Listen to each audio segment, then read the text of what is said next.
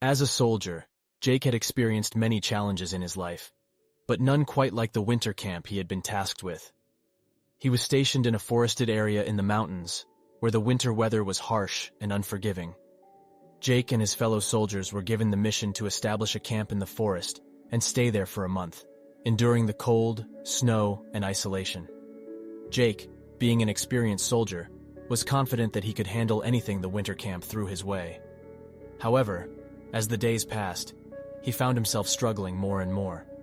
The frigid temperatures made it nearly impossible to stay warm, and the limited food and water supply made him feel weak and tired.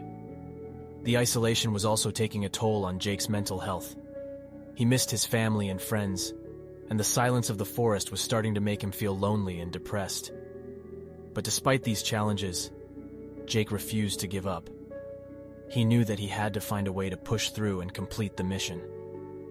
One day, while on patrol, Jake stumbled upon a small cabin hidden deep in the woods. The cabin was empty, but it provided him with a glimmer of hope. Jake decided to use the cabin as a base camp where he could rest and recharge. He started a fire and set up a rudimentary shelter using the supplies he had brought with him.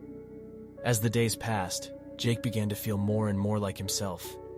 He started to appreciate the beauty of the forest, the quietness of the snow-covered landscape, and the simplicity of his surroundings. He learned to hunt for his food and collect firewood, which helped him feel more self-sufficient and empowered.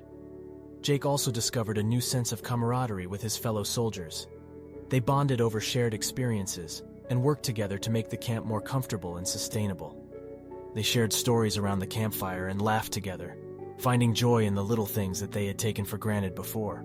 As the end of the mission approached, Jake realized that he had undergone a transformation. He had become stronger, more resilient, and more adaptable.